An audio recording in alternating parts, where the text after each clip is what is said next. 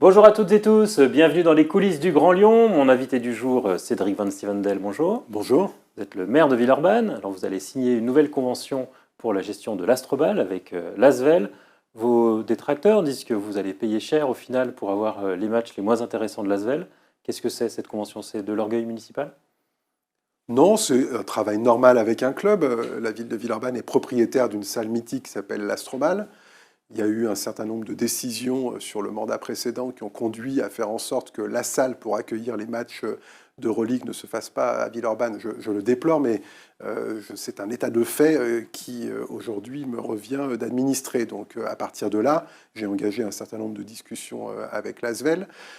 Au départ, tout le monde pensait que l'Asvel partirait à l'Arena et que du coup l'Astrobal ne pourrait plus accueillir de matchs de l'Asvel. Et finalement, cette convention, elle vient sécuriser l'ensemble des matchs de championnat de France, y compris les phases finales, et près de 25% des matchs d'Euroleague, 4 sur 17. C'est un minimum qui figure dans la convention.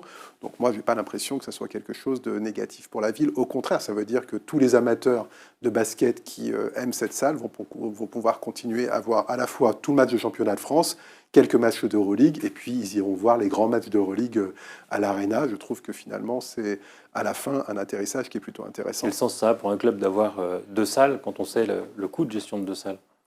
Alors, le sens que ça a pour le club, ça, vous leur poserez la question. Moi, ce que je sais, c'est que je suis propriétaire d'un équipement qui a été construit autour d'un projet sportif pour l'Asvel. Donc, l'intérêt, c'était que cet équipement continue à être utile et continue à être finalement le camp de base. Dans ce stade, vous allez payer assez cher, parce que si on additionne la subvention que vous versez pour la formation, les contrats que vous signez avec l'Asvel pour utiliser leur logo, pour acheter des places, et le loyer qui est quand même assez faible, je crois que c'est 130 000 euros qui payent chaque année. Je crois qu'en tout, les aides que vous apportez, c'est 700 000 euros.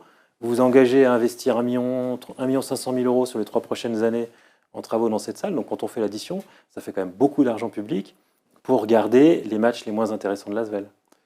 Moi, je ne sais pas si vous trouvez que le championnat de France est le moins intéressant. En tout cas, aujourd'hui, ce sont des matchs extrêmement denses qui sont joués à l'Asvel. Et par rapport à ce que vous évoquez, la seule différence financière entre avant et après, c'est 30 000 euros de moins sur le loyer. C'est-à-dire qu'on garde la totalité des matchs de championnat de France. On a 13 matchs qui vont plus se jouer au sein de l'Astrobal et qui vont se jouer à l'Arena. Et la contrepartie de 13 matchs en moins, eh bien, c'est 30 000 euros de moins de loyer. Ça ne me paraît pas aberrant comme calcul quand vous faites un prorata sur les matchs. Le jugement que vous portez sur la qualité des matchs, il vous appartient. Je ne sais pas si vous êtes amateur de basket, mais moi, ce que je sais, c'est que les Villeurbanaises et les Villeurbanais qui suivent le club, ils adorent le championnat de France. Et donc, ils ne voient pas ça comme des matchs de seconde catégorie. Donc, ce n'est pas comme ça que je pense les choses. Après, encore une fois, je le dis, il y a un état de fait. C'est-à-dire que quand j'arrive, que je suis élu, l'Arena va à Dessines. Il y a deux options. C'est soit je dis que je lâche l'affaire et que je laisse le club aller jouer tout à l'Arena, mais ce n'était pas le souhait du club.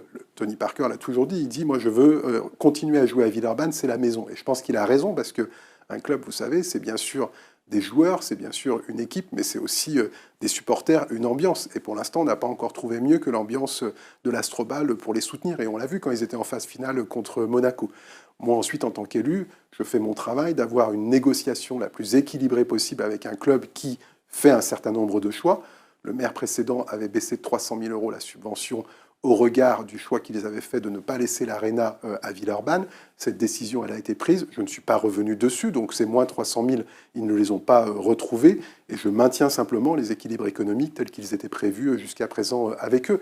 Moi, je crois que c'est important d'avoir un club sportif de haut niveau à Villeurbanne, à la fois pour des questions d'image, pour des questions aussi liées à l'entrain que ça donne pour tous les autres clubs. Et à chaque fois, nous, à Villeurbanne, ce qu'on essaye de jouer, c'est la complémentarité entre le professionnel et l'amateur. Et par exemple, quand on célèbre le titre, tous les clubs amateurs sont associés, sont mobilisés, l'hôtel de ville est plein, et donc ça permet de faire de Villeurbanne une terre de basket. Et moi, je revendique que ça fait partie de l'histoire de Villeurbanne, et que donc, à ce titre, on doit accompagner cela. Pour autant, pas à n'importe quel prix. C'est important pour vous permettre d'être sur la photo avec Tony Parker, comme le dit l'ancien maire de Villeurbanne, Jean-Paul Brett. Oui, j'ai bien vu cette petite formule très agréable, mais Je pense que celles et ceux qui imaginent que c'est pour cela que je le fais se trompent, parce que d'abord, je ne vois pas bien quel est l'intérêt d'avoir une photo avec Tony Parker. Une fois que vous en avez une, ce n'est pas ça qui va faire que les gens vous trouvent bien ou pas bien. Moi, j'essaye de conserver les fondamentaux de cette ville, et les fondamentaux de cette ville, notamment dans son histoire, c'est que le club historique, celui qui a toujours porté haut les couleurs du basket en France, c'est celui de l'Asvel, et que je pense qu'il est important qu'on puisse le conserver. En tout cas, vous n'avez pas convaincu votre propre majorité municipale. On a parlé de Jean-Paul Brett, mais les écologistes, les insoumis se sont abstenus. Et au final, votre délibération, elle ne passe que grâce au soutien de l'opposition.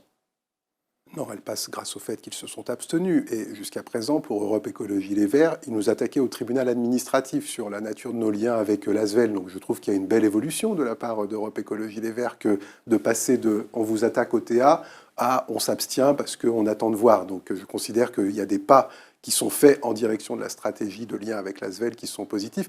Peut-être que ce n'est pas sans lien avec les positions qu'ont pris l'exécutif métropolitain, avec le devenir de l'Arena, et que du coup, pour essayer d'accorder un peu toutes les positions, à la fois on ne s'oppose pas à la construction de l'Arena, et donc on ne s'oppose pas non plus au fait qu'il y ait des liens qui continuent à exister entre la ville et le club. Donc je ne désespère pas du tout qu'à un moment, on trouve un terrain de consensus avec l'ensemble des groupes. Il y a une vraie Bruno question... Bernard aux écologistes Villeurbanne. Non, mais il y a une vraie question qui est posée par ces deux groupes politiques, et ils ont raison de le faire. Enfin, c'est ça l'objet du débat démocratique dans un conseil municipal. Ils disent quelle est la place de l'argent public dans le sport business. Et oui, aujourd'hui, l'ASVEL, c'est le sport business. Moi, je ne dissimule pas ce propos quand je discute avec Tony Parker. Simplement, dans le sport business, à un moment, il y a toujours une intervention des politiques publiques. On fait pas comme si aujourd'hui OL Land n'avait pas été construit avec de l'argent public. C'est beaucoup d'argent public qu'on investit pour développer les clubs, et on constate qu'au final, ça permet surtout d'enrichir les propriétaires de ces clubs. Là, on voit que Tony Parker a annoncé qu'il allait vendre ses parts d'un club qu'il a acheté 2 millions. Il en espère aujourd'hui 40 millions. Ça, c'est sa stratégie concernant le club. Ce qui change avec Villeurbanne, c'est que surtout stratégie personnelle. Nous sommes propriétaires de l'Astrobal. Et moi, ma seule lecture et ma seule, finalement, conduite de gestion, c'est, en tant que propriétaire de cet équipement, comment est-ce que je fais en sorte qu'il continue à exister, qu'il continue à accueillir du sport de haut niveau. C'est pour cela qu'il a été construit. Et c'est ça ma ligne. Ma ligne, ce n'est pas la question du club de l'ASVEL. On m'a posé la question en disant « alors l'actionnariat, ça vous inquiète, etc. » Mais en fait, je n'ai pas à m'inquiéter ou je n'ai pas à m'offusquer de quoi que ce soit. Il y a un conseil d'administration qui gère ce club sur la stratégie sportive, sur la stratégie financière. Moi, je suis propriétaire de la salle. Et donc, moi, ma responsabilité, c'est que cette salle, elle serve à la fois au sport de haut niveau et à plein d'autres activités quand ce sera possible avec la réflexion que nous engageons sur sa réhabilitation. Donc il y a bien deux choses distinctes. Donc je comprends parfaitement toutes les questions qui me sont posées aujourd'hui, mais je rappelle que ce qui change les choses, c'est que nous sommes propriétaires de cette salle et qu'on va le rester, et que ça, à la fois, ça nous oblige à un certain nombre de travaux en tant que propriétaire, mais surtout, ça nous permet de garder la main dans les discussions. La stratégie de l'ASVEL, c'est aussi aller vers une religue fermée, ce qui permettrait de valoriser le club à 120 ou 150 millions d'euros, comme le dit Tony Parker. Est-ce que la ville de Villeurbanne, dont on connaît les valeurs, a vocation à aider ce club à intégrer une ligue fermée? Mais aujourd'hui, la ville de Villeurbanne n'aide pas ce club sur sa partie sportive professionnelle. Les moyens financiers que vous mettez les subventions que nous portons, ce sont des subventions pour le club amateur, d'accord ? Les 280 000, c'est pour le club amateur. Ensuite, on achète des prestations pour le match, mais 400 000 euros par an, quand même. 400 000 euros, mais comme toutes les collectivités. Dans ce cas-là, faisons la liste de tous les achats de prestations de toutes les collectivités dans tous les clubs sportifs, et puis comparons. Moi, je veux bien qu'on fasse ce travail journalistique, et c'est transparent. Tout le monde sait que nous mettons 400 000 pour acheter un certain nombre de places qui bénéficient à la fois au réseau des partenaires de la ville, à la fois aux acteurs de l'éducation populaire et du monde sportif. On donne à tout le monde la possibilité d'aller voir des matchs. Les listes de noms des personnes qui participent sont communiquées. Donc ça fait partie des pratiques aujourd'hui pour soutenir le sport professionnel. Si on veut remettre ça en cause, moi je suis d'accord pour qu'on ouvre le débat, mais dans ce cas-là, on l'ouvre sur tout le monde, sur tous les clubs et sur toutes les collectivités. Donc voilà les liens que nous avons avec eux. Et ensuite, on leur loue la salle sur la base d'un calcul d'heures d'occupation de la salle qui, visiblement, ne prête plus à quelque critique que ce soit, puisque plus personne ne l'attaque, et y compris, dans la majorité, celles et ceux qui sont un peu sensibles, n'ont pas fait état du fait qu'il y aurait un problème avec le niveau de loyer. Et par ailleurs, bien sûr, vous pensez que sur ce genre de dossier, c'est un peu sensible, donc on a regardé un petit peu ce qui se passait dans les autres arénas, et on est parfaitement dans la droite ligne des collectivités locales qui soutiennent des clubs de haut niveau dans les moyens financiers et surtout dans les prix de location de cette salle. Par contre, moi, ça m'intéresse demain que cette salle, elle puisse accueillir davantage de sports, d'autres sports, pour qu'on soit éventuellement, puisque tout le monde me dit attention, l'Asvel, tu vas te faire avoir, etc. J'entends moi aussi ces éléments-là pour faire en sorte que cette salle, elle puisse aussi demain accueillir d'autres sports pour que la ville ne soit pas non plus pieds et poings liés avec un seul partenaire sportif. Ça fait partie, je crois, des éléments de réflexion qu'un élu doit avoir. Un mot sur le PS, il y avait des élections au niveau du PS du Rhône. Sans transition, là, du coup. Sans transition, on change. Changez de casquette, vous en avez plusieurs. Dunk. Voilà, puis j'aurai une autre question sur le vice-président de la culture à la fin pour finir. Pardon. Donc faisons les transitions. Hier, il y avait des élections au PS du Rhône. La candidate que vous souteniez, on pensait qu'elle serait réélue assez facilement dès le premier tour. Et finalement, il lui manque une voix. Est-ce qu'il y a un problème de style de la part de Christiane Constant qui justifie qu'elle n'ait pas été réélue dès hier soir ? On sort d'une très longue séquence. Les congrès au Parti socialiste, c'est long. Je ne veux pas vous embêter avec tout ça, mais ça fait 6 mois qu'on fait du débat démocratique sur nos orientations. Quel est le résultat finalement hier soir, mais si je reprends les quelques éléments au préalable. Il y a un premier secrétaire, il s'appelle Olivier Faure, il est élu, avec 2 premiers secrétaires délégués, Nicolas Meyer-Rossignol, le maire de Rouen, et Johanna Roland, la maire de Nantes. Il y a une ligne qui a été validée au congrès de Marseille, dans une ambiance tendue effectivement, mais à la fin où on a trouvé un accord, qui est celle de l'union de la gauche. Et il y a une volonté commune de se remettre sur les combats qui préoccupent les Françaises et les Français, le pouvoir d'achat, les retraites. Donc moi, je suis satisfait de cette séquence-là. Ensuite, nous avions une séquence locale où il fallait désigner celui ou celle qui nous représenterait au niveau départemental. On avait 3 candidats. 2 candidats plutôt issus du texte d'Olivier Faure, une officielle, Christiane Constant, un autre qui avait décidé de se présenter en dehors de cela, Jules Joissard, et puis Muriel Laurent pour le texte d'Hélène Geoffroy. Le résultat d'hier soir, c'est 50%, et ça n'arrive pas si souvent que ça. Mais donc ça donne à voir aussi que dans notre territoire, il n'y a pas de magouille sur les votes. 50, c'est-à-dire il n'y a pas les 0,2% qui permettraient de passer au premier tour. Donc il y a un ballottage extrêmement favorable, puisqu'il y a 50% pour Christiane Constant, et ensuite les autres 50% se répartissent entre, je crois, 37-40 et une dizaine de points pour Jules Joissard et pour Muriel Laurent. Ça reste une surprise qu'elle ne soit pas élue au premier tour. Non, ça ne reste pas une surprise, parce qu'à 3, ça nous semblait pas facile qu'elle puisse passer dès le premier tour. Et donc ensuite, il y aura un second tour, et cette fois-ci, au regard des chiffres, normalement, elle devrait être élue. Mais après, les militants vont se mobiliser.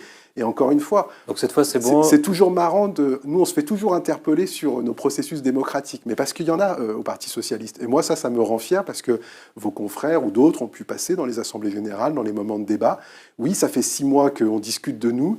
C'était peut-être important dans le moment de l'histoire du Parti socialiste. Ça n'a pas intéressé les Françaises et les Français, ça n'intéresse pas beaucoup peut-être vos auditeurs. Mais nous, dans le process démocratique, on avait besoin de ce moment-là. Et moi, je suis très content de la manière dont il se traduit, puisque les idées que j'ai portées sont confirmées à la fois au niveau national, au niveau local, et même à Villeurbanne. Donc ça me permet de me dire que je vais pouvoir continuer à travailler avec les uns avec les autres dans des orientations qui me correspondent. Avec une ligne claire qui est désormais le PS est rangé derrière Jean-Luc Mélenchon. Non, avec une ligne claire que je tiens depuis bien avant la NUPES, qui est le PS, pour exister, doit travailler avec les autres forces de gauche, parce que c'est ça ce qu'attend le peuple de gauche, c'est l'union de la gauche.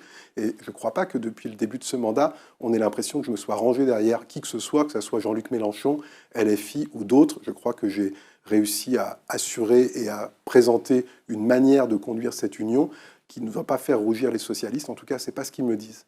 Allez, d'un dernier mot pour finir, encore sans transition, votre casquette de vice-président de la culture. On sait que la Biennale d'art contemporain, mais aussi beaucoup d'autres événements de l'agglomération lyonnaise n'ont plus de lieu depuis que les entrepôts Fagor ont été affectés au tramway. Est-ce que vous avez enfin trouvé une solution pour les installer à la Muletière ? Il y a un conseil d'administration cet après-midi des Biennales, donc vous me permettrez de réserver la primeur, non pas des informations, puisque ces choses-là ont déjà été partagées, mais des décisions qui pourraient être prises dans ce conseil. Mais oui, nous sommes très proches de trouver une solution pour pouvoir accueillir d'une manière durable, qualitative, les biennales d'art contemporain et de la danse pour notre agglomération. Et je suis très heureux de ce qui se préfigure, mais vous serez obligé de me réinviter pour que je vous dise ce que c'est, parce que pour l'instant, je laisse à la fois le conseil d'administration et le conseil de la métropole prendre les décisions qui permettront d'annoncer cela. Il y aura une solution à la Muletière.